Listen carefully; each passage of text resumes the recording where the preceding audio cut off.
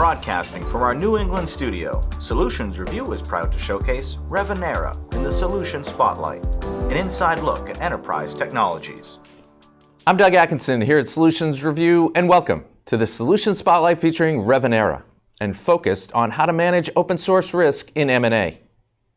When it comes to transactions, including mergers and acquisitions, open source related issues are sometimes overlooked, often not well understood, and almost always addressed much later than they should be.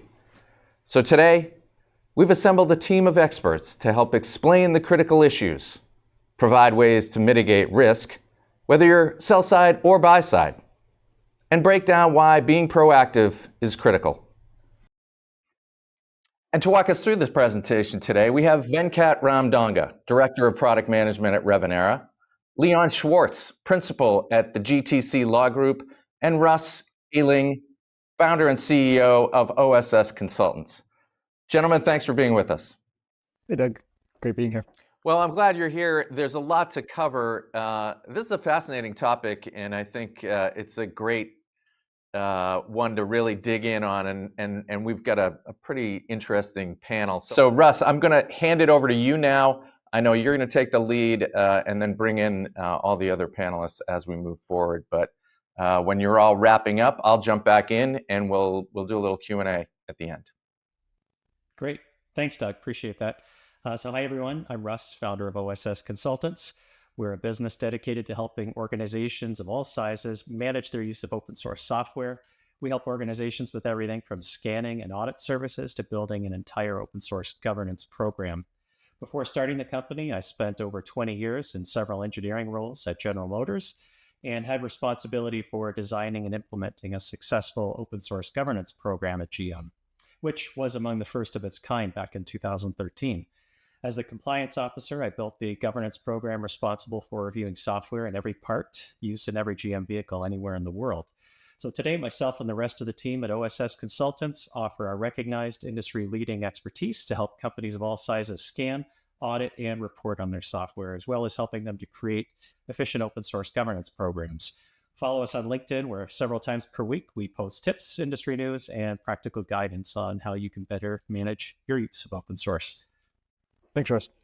So hi, guys. I'm Leon. I am a principal at GTC Law, like Doug said. And what we do is we focus on many facets of intellectual property, including very complex M&A and other transactions.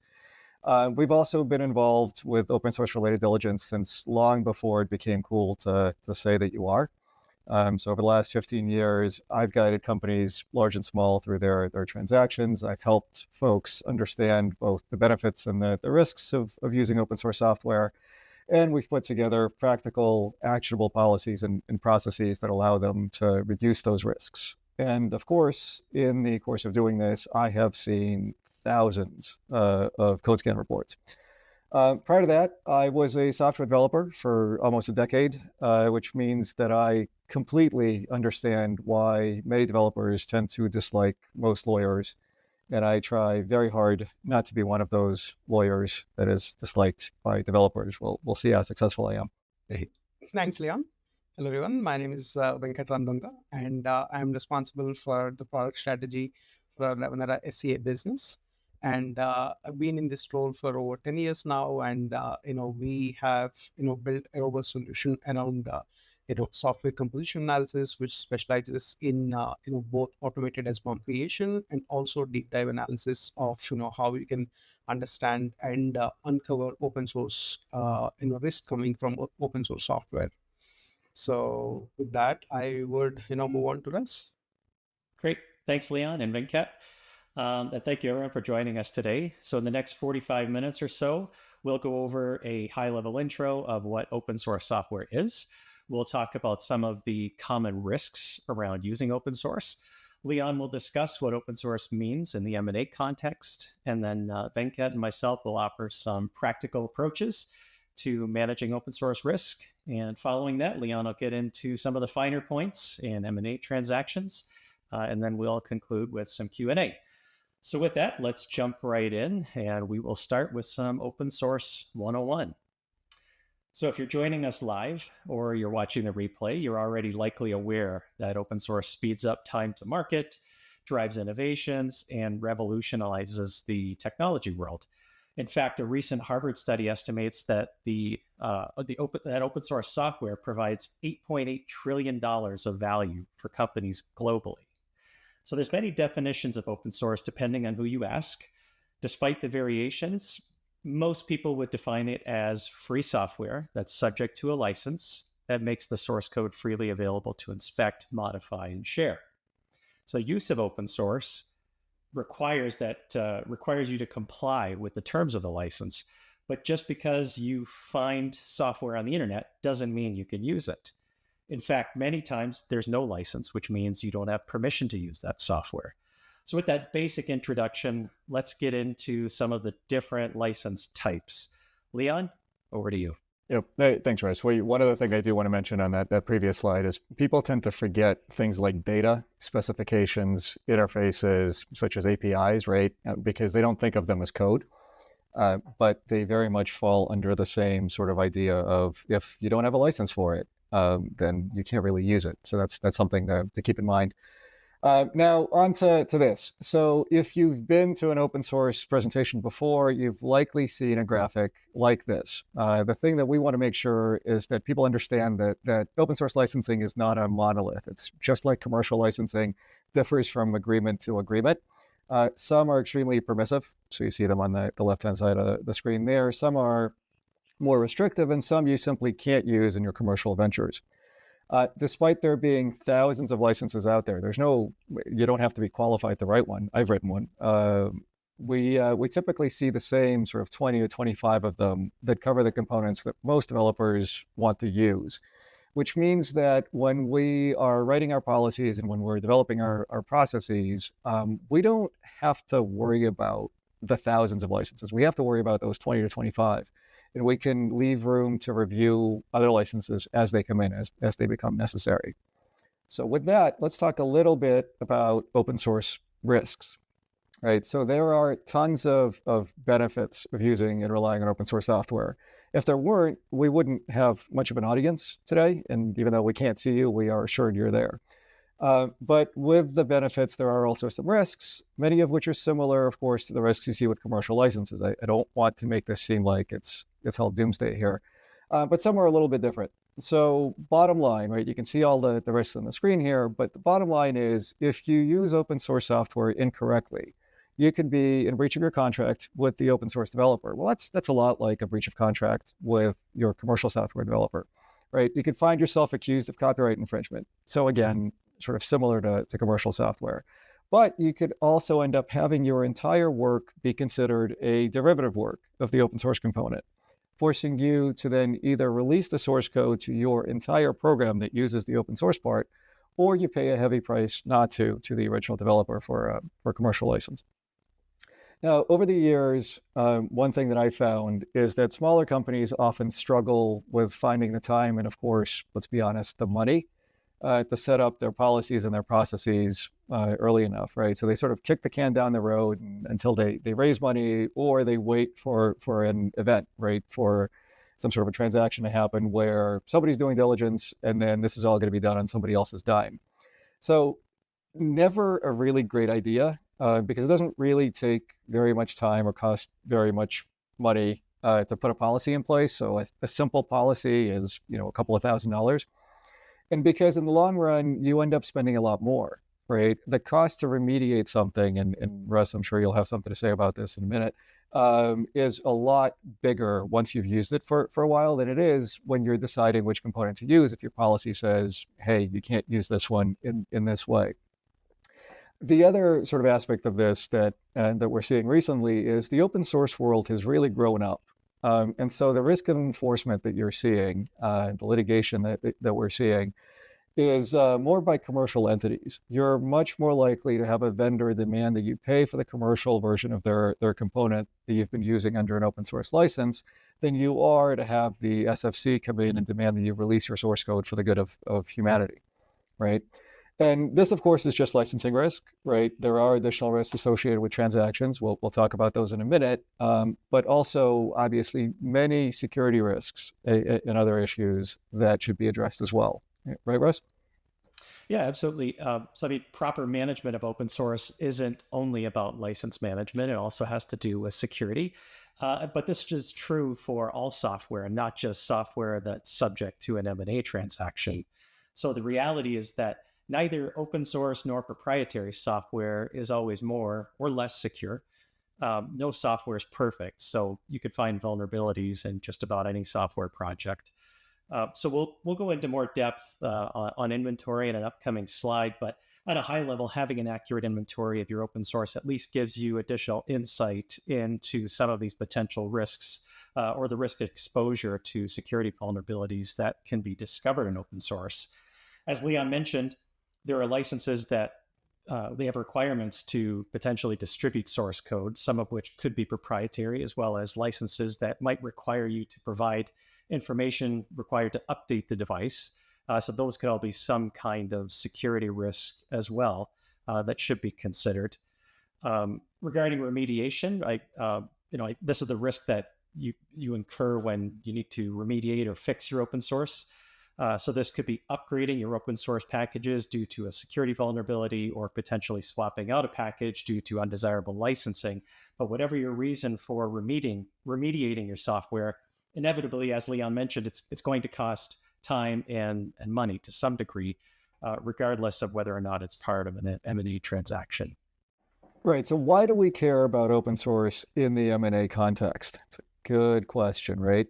In the context of transactions, the risks get a lot higher. So you could literally be buying a lawsuit. A vendor that is both an open source and a commercial version of their software may choose not to enforce or go after a startup using the open source version incorrectly because there's no money to recover. There's no reason to spin up the machine. But once the startup raises enough money or once it gets bought by a huge multinational, all of a sudden the calculus changes. The pockets just got a lot deeper, right? So all of a sudden you could be hit with, oh, by the way, for the last 10 years, you've been using this component and now we want 10 years worth of fees and also something extra, right? Transactions also often change business models, right? So something that used to be just a pure SaaS solution, which is one risk profile, may now become something that's available as a private cloud where you distribute it to your customers who stand it up on their site. It could be fully an on-prem solution, right? Which changes things. Even the deal itself can be impacted by open source. So open source can change the build versus buy calculus for acquirers, right? Would it be better for us to just build it ourselves then? If there's so much bad use of open source software in here, it can change the valuation, right? You're paying for something here. Is it worth paying for or should it be free? It can delay signing and closing, right? And that's back to Russ's point, right? When there's remediation to be done and you didn't know about it ahead of time, now you're finding out that it has to be done before the deal closes. That can delay all of the things here. Also, in a transaction, you sometimes lose the developers who are best able to answer the questions after the transaction closes, right? They don't travel with the code necessarily. So that's key. And what's key for buyers is to perform diligence to find out just what it is that they're buying. And the key for sellers is to be prepared for this diligence, which basically means that they should just review their own code ahead of time, right? So how do we do that? And that's the review process. It's actually a lot simpler than people think. What you start with is a list of third-party components. And we're primarily focusing on open source here, obviously, in this conversation, but really commercial components should be reviewed too. So it's all third-party components. A good list is sourced from multiple sources. Developers will self-report things that they know they're using. You can augment that with package managers, manifest files, right, for dependencies that the developers might miss. And then a software composition analysis, an SCA code scan, which I'm sure Venkat will tell us about in a little bit, can be used to find the things that neither the manifest nor the developers have listed. And it can be used to find things like code snippets, right? Those things that somebody found on the internet for which there are no licenses, and which, as Russ mentioned earlier, we can't use. And then what you do is you analyze the components, the licenses, and the particular use. Is the component distributed? Is it hosted? Is it linked? Is it modified? Those are the four main ones that you typically see people asking questions about. And then you see if any changes need to be made for remediation purposes. At the end of the review process, you end up with remediation actions, right? Things you have to fix, whether it's legal remediation, where you need to go out and get a license, whether it's code remediation, you need to remove something or replace it, then you end up with a complete notice and attribution file, which you need for compliance, right? To give the customers a list of all the third-party components you're using. And you end up with software bills of material, SBOMs. And again, we'll cover those in a little bit. And because you've gone from unknown risk to known analyzed risk, it means that in the context of a transaction, the parties can now negotiate who just owns that risk. So what makes a diligence review process successful? The key is prioritization. Whether you're looking at your own code or whether you're buy side in an acquisition, there are ways to make sure you get most for your money, right? When there are multiple code bases of products, starting with the most important ones first makes sense, right? Especially on what we call deal timing, right? When everything has to be done very, very quickly. When reviewing components, it's important to collect only enough information to help you decide whether the use of a given component is acceptable, right? If you're asking your developers or the target's developers in an acquisition for usage information for permissively licensed components, ask yourself why, right? Why does it matter if they distribute MIT licensed software? And if you can't come up with a good reason why you're asking the question, then don't ask the question. You're wasting your time, you're wasting the developer's time, you're not getting anything useful back. There are other shortcuts too. If you know that a particular application or a particular code base is only used internally, you don't have to ask the developers if any of the components you found in the code scan are distributed, right? If the whole application is internal, then everything is internal. So, and next, I think we should probably talk about best practices. So let's drill down a little bit to see what this means at a practical level. And before I get into each item, it's important to understand that all of the best practice items that I'll discuss here aren't exclusively applicable to M&A and due diligence. They'll go a long way to helping with what's required in diligence, but these are all just simply good practices for managing open source. So I'll start with policies here. As Leon mentioned, you need to provide your open source policies for review and diligence. Most organizations, if they have an open source policy, have made them unique to their specific goals, their beliefs, their cultures, their strategies. And as such, this should be the overarching guide for governing use of open source within an organization. Typically, a policy should be a statement of expectation regarding the use of open source, should be communicated or at least available to most parts of the organization that are involved with software development. My preference is to have a minimalist policy. So the ones we draft at OSS Consultants are typically 1.5 pages to 2 pages, though we've certainly seen several that are more pages than anyone will ever read. For processes, processes important to empower your organization to balance the business benefits with the right amount of risk management. Without a good process for use of open source, you don't have any rules or control over what actually gets used and then what to do when it doesn't align with what your organization allows. So hence the importance of being reviewed as part of diligence. You also don't want your process to be burdensome. Less is more as long as it's efficient. Otherwise, it's going to be difficult to get people to follow it, and then even more difficult to prove that you're following it during diligence. Lists of third-party software. So software that comes from third parties you might buy under a commercial agreement will generally also require disclosure and diligence. Typically, commercial software is received in a compiled or executable format, so there isn't much you can do on your own from a scanning perspective to identify the extent of software used. One way to overcome this is to require your third-party suppliers and OEMs to disclose their use of open source. It may even reveal usage of open source with non-permissive licensing, which, as Leon mentioned, can be a factor in diligence. A common and more standardized approach to disclosing open source and other softwares by using or requiring an SBOM, which stands for Software Bill of Materials. The concept of an SBOM started gaining traction with the US Cyber Executive Order that came out in 2021.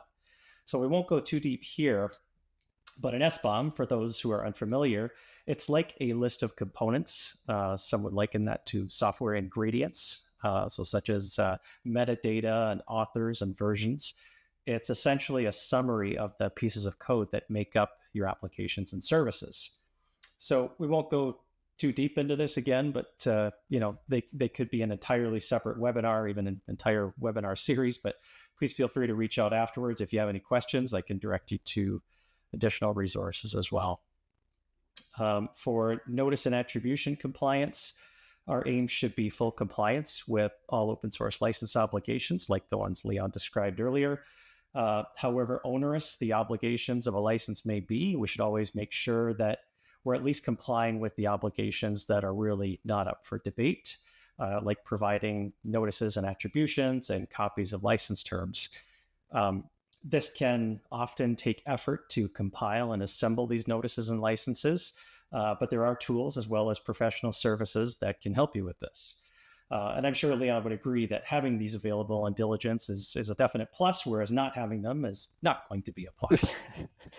That's an understatement, but yeah, absolutely. So it's very important that as Russ is making very clear here, it's very important for sellers or potential sellers, right? Don't think of yourself as a seller yet, to go and do this review, right? The more of this you do ahead of time, the quicker and easier the transaction is going to be.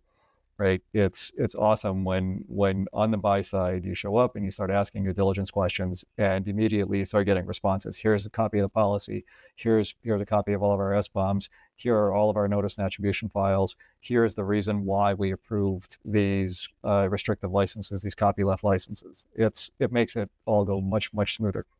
Definitely. And I mean, it also respects the broader open source community. Someone somewhere has made the software available. They've specified a set of requirements in the license that let you use that software free of cost, or maybe free of payment might be the better term. The least you can do, or at least you should do, is respect that. And I guess finally, there are laws in place if you don't comply. For contributions to open source, this is what happens when your developers contribute software projects, feature enhancements, or even bug fixes to software that might be under an open source license. Most developers are likely doing this anyway, so it's better to at least have a formalized process. There's lots of considerations for why this is important. For this webinar, perhaps the biggest consideration is the potential impact to IP for any contributor agreements that may have been agreed to when the code was contributed, which will ultimately be under review as part of diligence. So managing contributions to open source often comes down to well-defined process and good documentation. Okay, so let's talk about inventory, or the importance of having an inventory, and how each of the points on the slide relates to inventory. So as we've mentioned already, knowing what software you're using is key, not just in diligence, but as a best practice.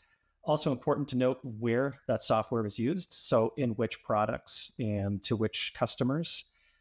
Maybe how the software was used, perhaps as a standalone library, which might be important to know from a license compliance perspective. You might want to know when it was used, so in which releases and in which months and years, because you may need to upgrade to a version of software at some point. So basically, without an inventory, you don't know what you have or what you may not have. You might also not know where something was used or how it was used. For SBOM, we covered this a little bit already, but good to bring up here again. As SBOMs become easier to put together, it becomes easier once you understand, which open source components make up your software. Assembling them just becomes that much easier once you have the inventory. And then aside from being a best practice, it'll also help tremendously in diligence. Notices, I think we already covered, but we talked about why it's important to have these. But more from a practical or technical perspective, it's good to associate each required notice file to each software component, keeping in mind that a single component may have several licenses. So it's not always one-to-one mapping. In fact, most often it's not one-to-one mapping. For license compliance, you want to update your inventory if and when new license information is available. So this often happens when new versions of packages are released, but most people aren't proactive about checking for this. For security, you want to continuously monitor your inventory for vulnerabilities. To keep things in perspective, there are no silver bullets. Security and license compliance evolves and changes with time, like over time. So as one example, when a developer first uses an open source component, it's less likely to contain known vulnerabilities or CVEs that might be associated with it. So what normally happens is that vulnerabilities are discovered over time after security researchers investigate a particular open source component and version. So having SCA or software composition analysis tooling as part of your development process allows you to identify and catalog the open source you're using so that when a new vulnerability is published, you can quickly identify if you have any exposure. For strategy, you want to understand your risks and how you might approach reducing some of that risk over time.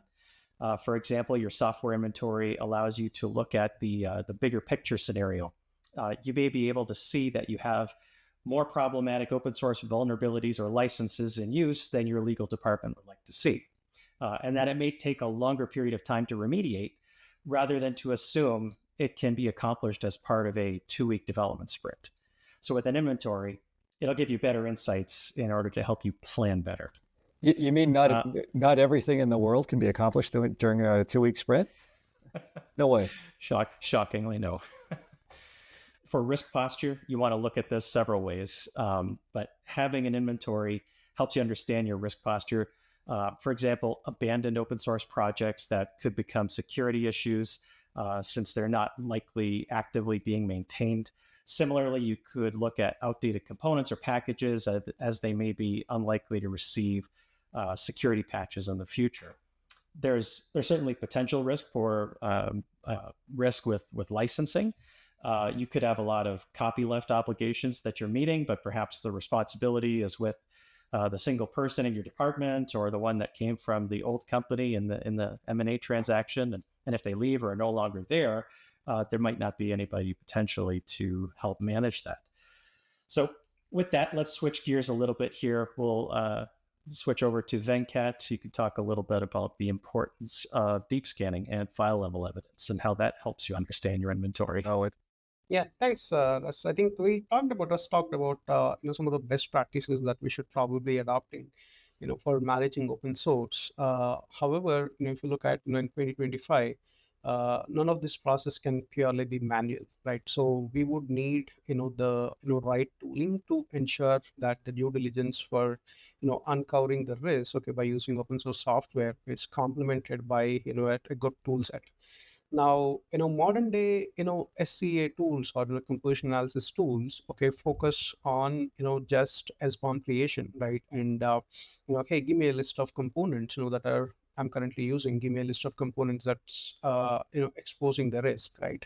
Now, which is a good practice. I think Russ and Leon talked about, the importance of SBOM, in, conventional SCA practices.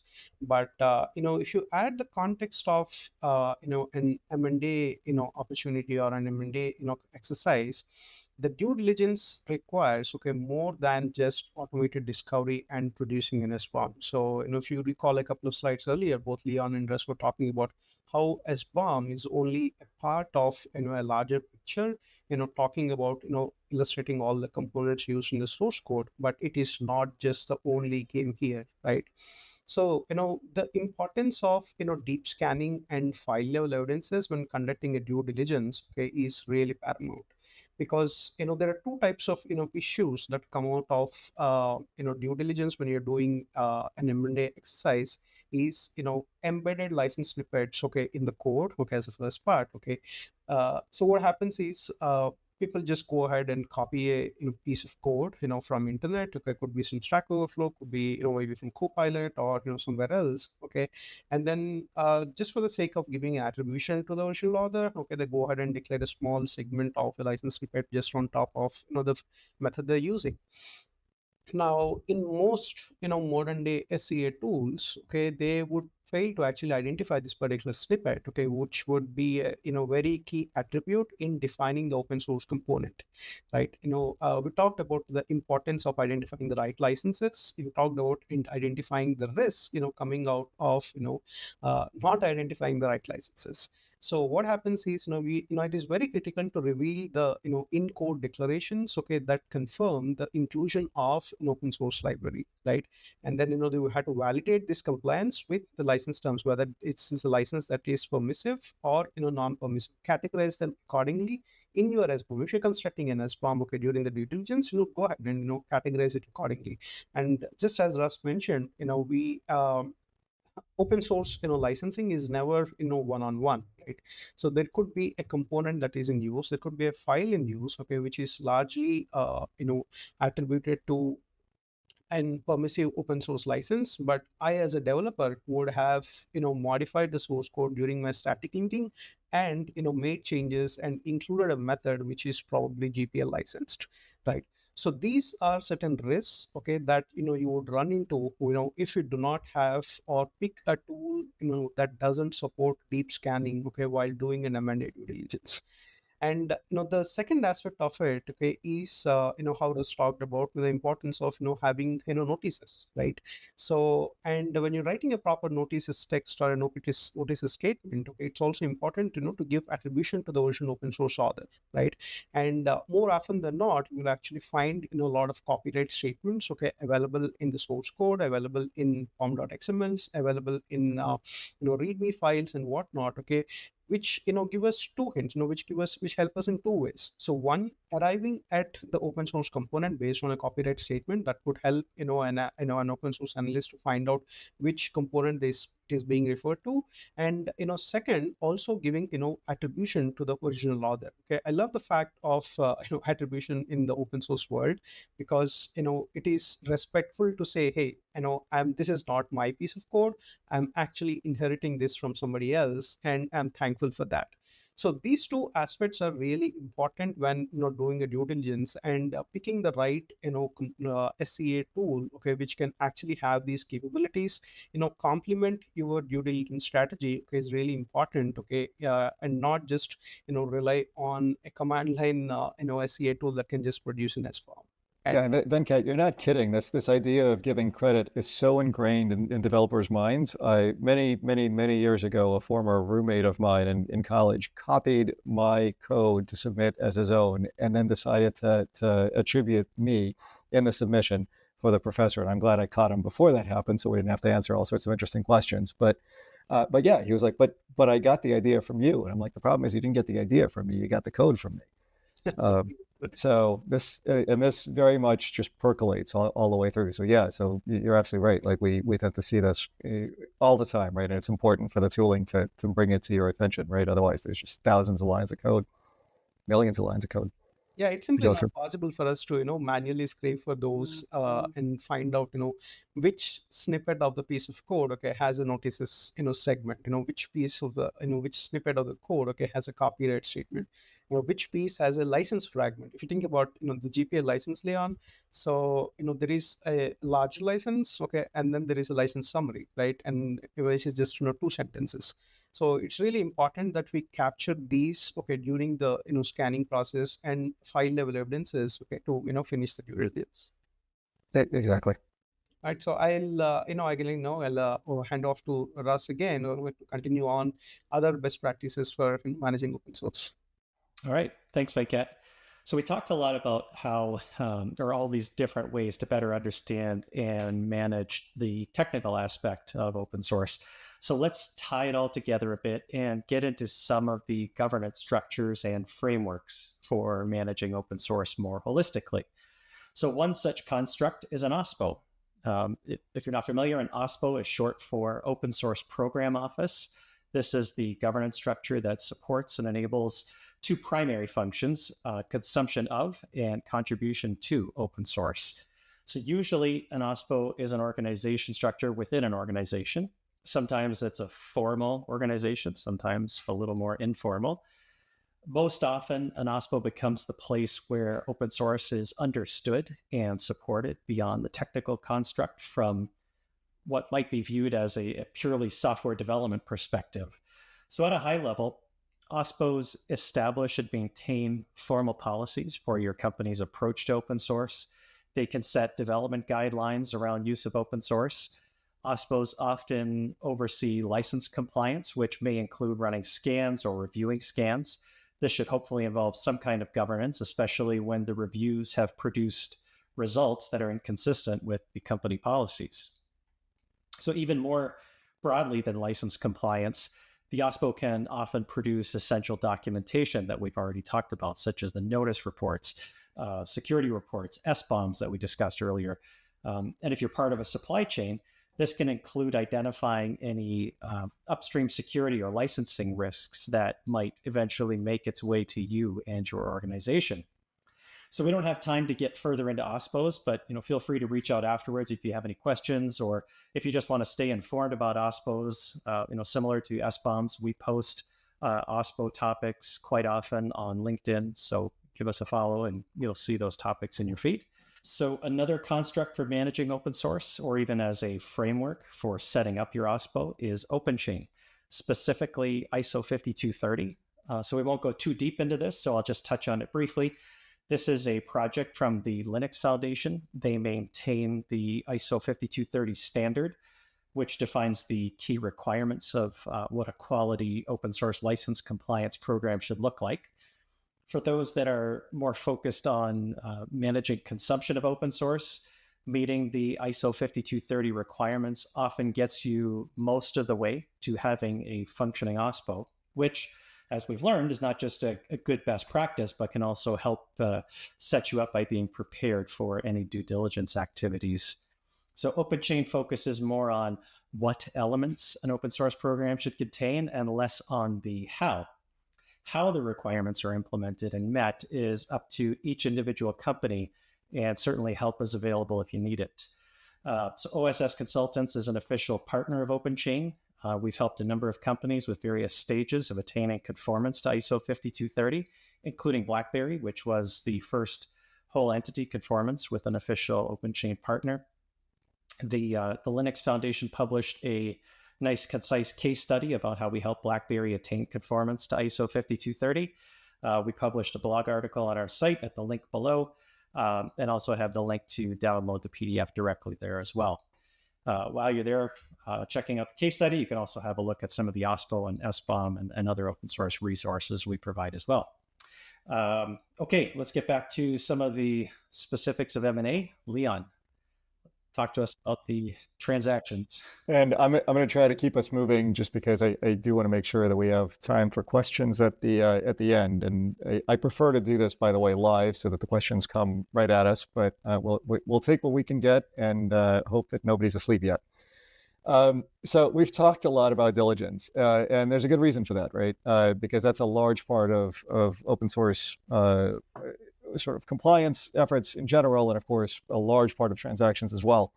But there are other things that we should talk about too, such as the actual agreement between the parties and how open source issues will crop up in there. Before we do, we keep talking about M&A, but there are lots of different transactions that this would apply to. So this is just some of them on the slide here.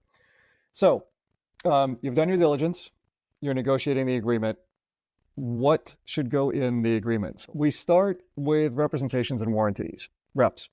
So these are going to be IP, intellectual property reps, which typically are fundamental reps, which means that they are less likely to be capped in your recovery. There are other obvious things about fundamental reps that makes them more important.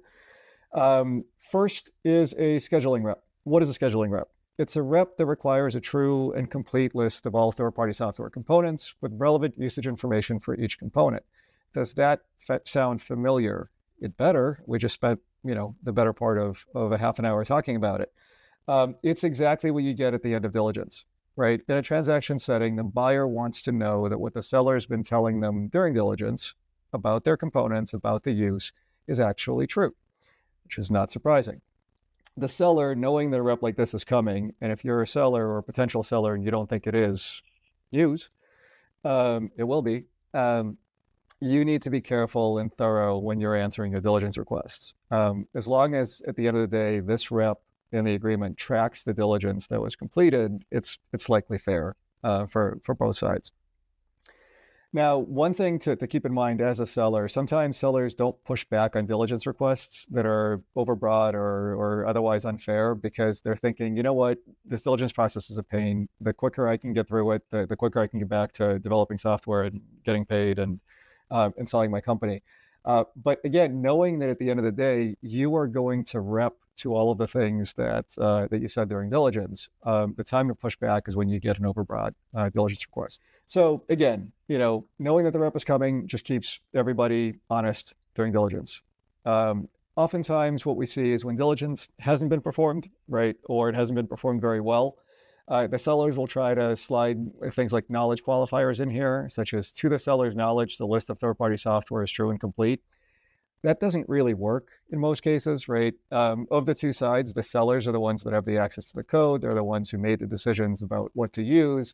And the buyers often have absolutely no way of knowing what's in there before the transaction closes. So, of course, a way to mitigate this is with a good quality SCA scan.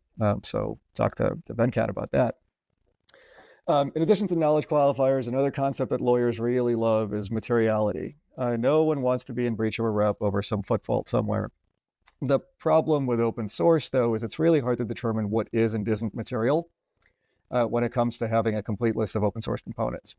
Forgetting to list an AGPL licensed piece of code is probably worse than forgetting to list an MIT licensed one. But because both still require notice and attribution, if you didn't list it, chances are it's not in your notice file, which chances are you're not in compliance with your notice obligations. So does that make it material? Not material? So in most cases, it's probably more fair to leave materiality out, and the materiality will just come into play naturally as damages, right? You may be in breach of the rep because you didn't disclose an MIT licensed component, but if it got fixed and new notices have been provided and nobody's making claims, nobody's asking for money, then there's no damage. There's nothing to recover. So this is something you will almost always see. It's a form of what we call a substantive rep, or colloquially, the no bad open source rep, right? There are many, many, many flavors of these out there. Many have been cobbled together over time, starting from a very well-worn template and then sort of glommed onto it. What matters is these things here, right? Your use of open source isn't in such a way that requires a disclosure of your IP, of the company's IP, requires allowing others to modify or create derivative works of your code. Now, if you want to do that, fine, but it shouldn't require you to. This allows prohibitions on reverse engineering to the degree that that's possible. So some places it's not. Or makes it impossible to charge money for companies' products. Now, you may also want to prevent unintended IP grants, such as patent licenses that you weren't anticipating. Now, if you're the seller, be careful of overbroad non-infringement reps. So read the language carefully. If you're being asked to represent and warrant that the third-party components you're using do not infringe anyone's IP, ask yourself how you would know if the original author of an indirect dependency you're using infringe someone's patent rights. If you don't know, or if you can't know, the rep essentially becomes free insurance that you're providing to the buyer, right? You can't tell, they can't tell, but you're insuring them in case there's damage there. Some other things to think about, right? People often go really word happy in their definitions of open source software, especially lawyers who struggle to define it. If your definition has a list of licenses, it's probably not very good because, as we talked about earlier, there are thousands of them. Why would you just list some of them? Sometimes people like to reference the OSI in their list of licenses. Also not great. They don't approve licenses that are duplicative. They don't approve anything that doesn't fit their definition of open source. So nothing that prohibits commercial use, for example. Some people say, well, licenses similar to those approved by the OSI, but to be honest with you, I have no idea what similar would mean in that context. Knowledge qualifiers can work here, right, depending on deal dynamics, leverage, and industry, right? It might be acceptable for the seller to say that to their knowledge, there is no bad OSS use. Not often, but sometimes that happens. Knowledge qualifiers do work sometimes. The concept of reasonableness, which is sort of the legal equivalent of catnip, we sprinkle it everywhere. is generally not, right? Simply too hard to determine what's going to be reasonable and what's not in the context of OSS licenses.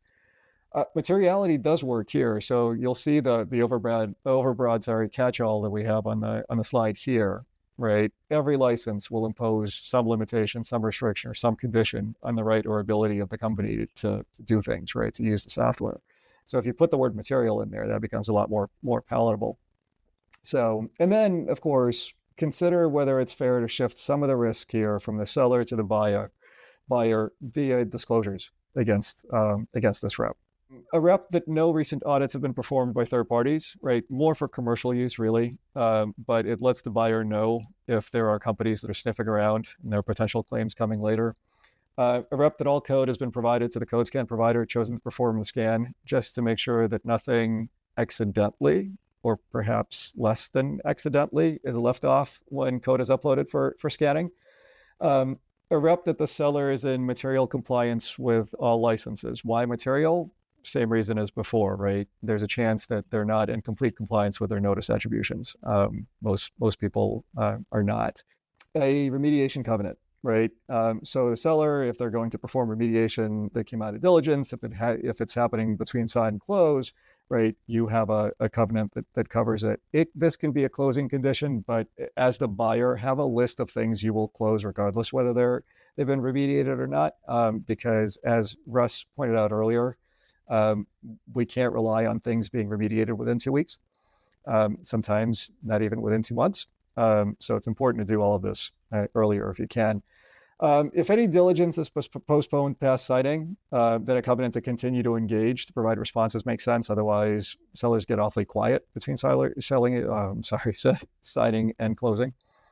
And if there are any consents that need to be obtained, again, usually with commercial agreements, not so much with open source. That's another one that we see. And then finally, we get to the money. So in addition to breach of rep claims, if something goes wrong, buyers want to be indemnified. And here, right, again, keeping an eye on the clock, the most important thing here is that the better prepared you are as the seller, the farther away you can get away from the general indemnity. It says anything related to open source, I want to be indemnified for. And really, if you run a tight ship, if you have a policy, you have a process, you can show that not only do you have a policy and a process, but you followed the policy and you have followed the process and you have all the results. You can say, look, use of open source is not a zero risk game. You can't get the zero risk. I'm not willing to take a general indemnity against all open source use. No one has sued me. I know what's in my code. I've shown you what's in my code. The risk going forward is on you, not on me. Now, if there are specific issues, right? Let's say you were using an open source component from a particularly litigious author who also has a commercial version, and the use is sort of, let's call it borderline. Yeah, that's a good place for a specific indemnity that says if this particular author comes after us, the seller is going to have to pay for it, and they pay for it out of escrow, right? So that's the money that's held back. And goes there. I think the only thing I'll say about escrow is if escrow is used to pay for post-closing remediation, which does happen sometimes, I like to make sure that both the buyer and the seller have to pay some of the remediation costs. And the reason for that is, well, there are two. One is because buyers will think twice about what needs to be remediated, absolutely needs to be remediated, if they have to pay for some of it.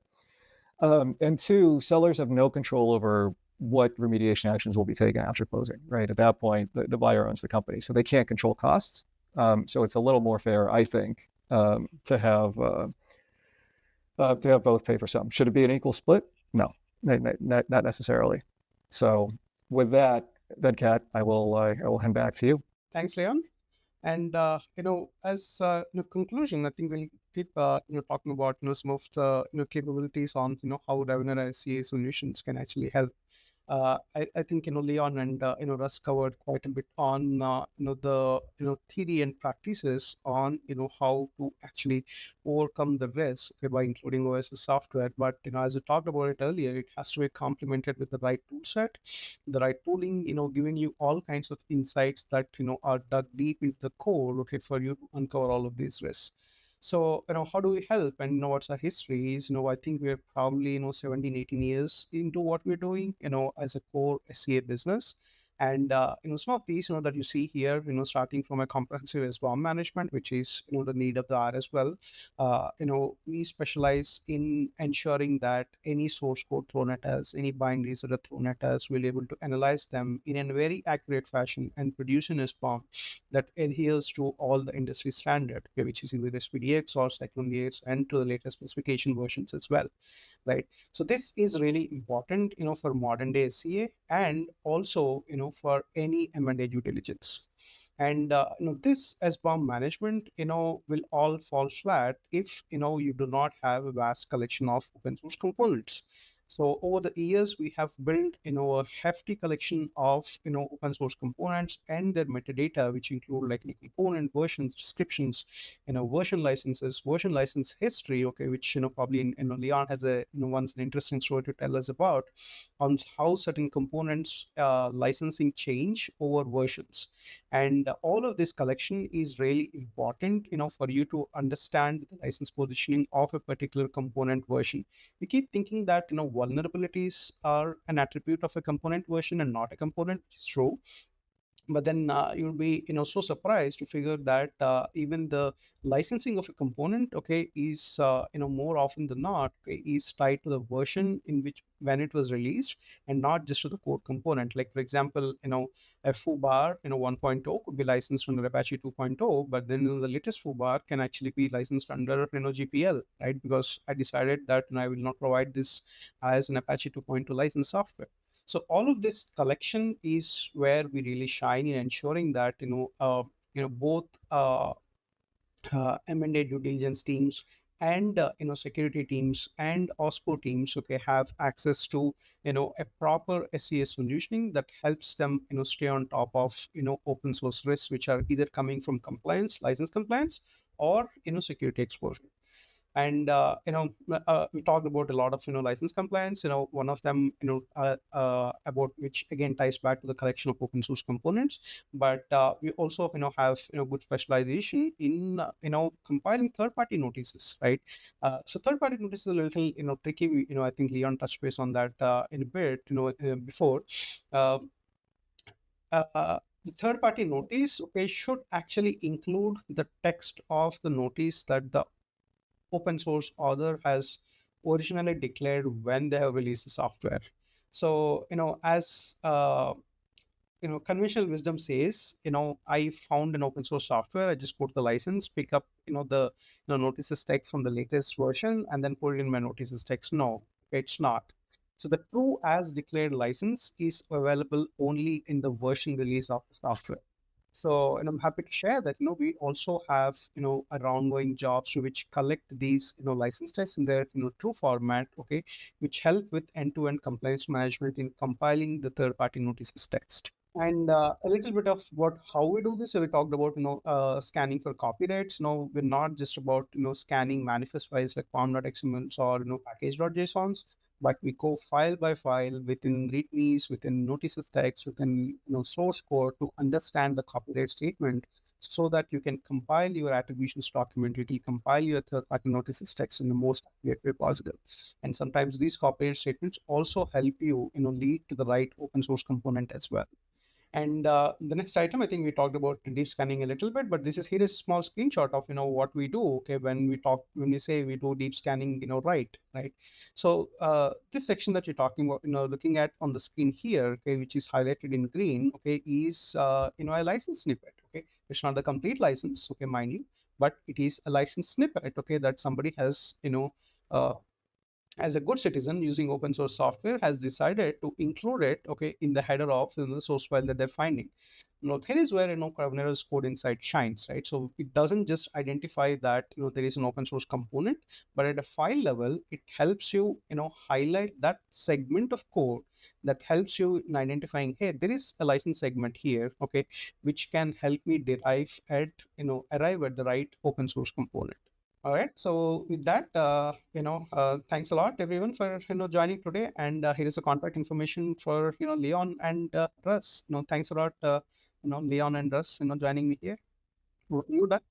Well, very good presentation. There was a lot covered there, and we don't have too much time left. But I have a couple of questions that I As a technology nerd here at Solutions Review, I'm curious about the idea of automation and deep scanning. And Venkat, can you just go over? I know you talked about how you do the deep scanning, but how do you keep the data sets or the code sets up to date so that you're kind of constantly able to verify the latest open source code?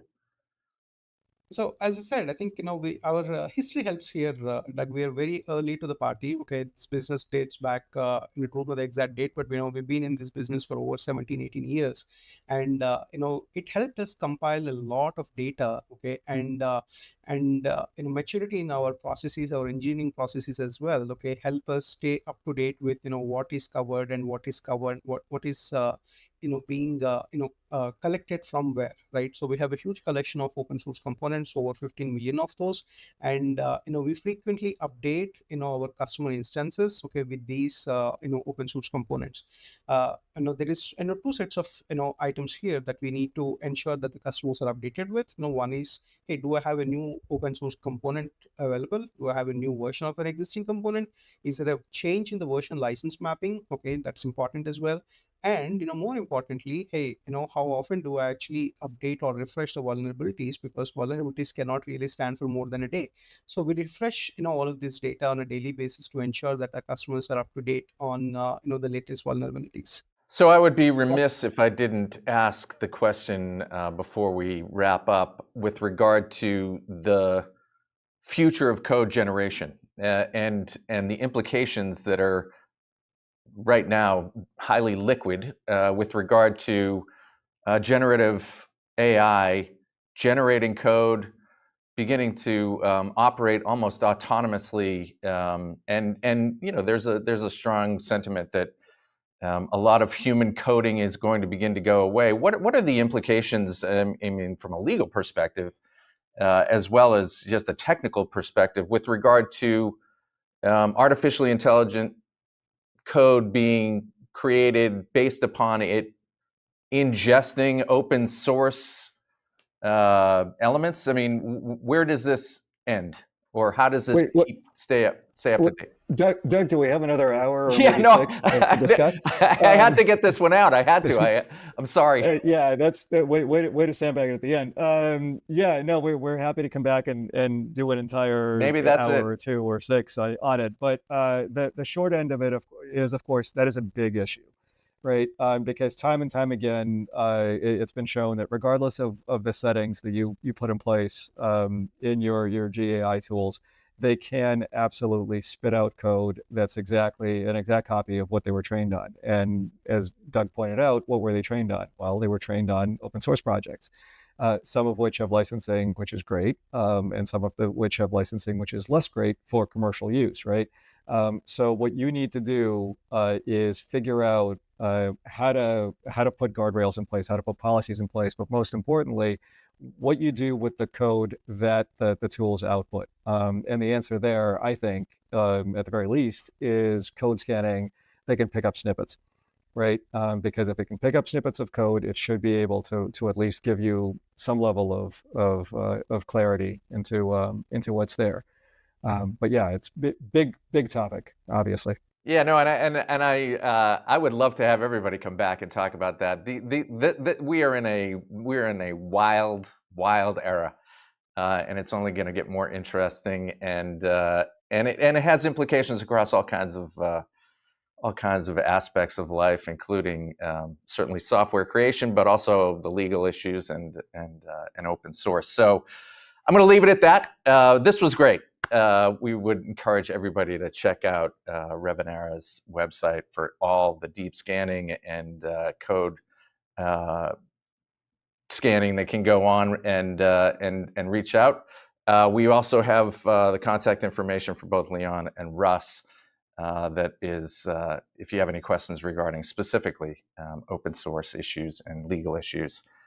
But gentlemen, thanks very much for the time today. Appreciate it, and best of luck sorting through all these interesting issues going forward.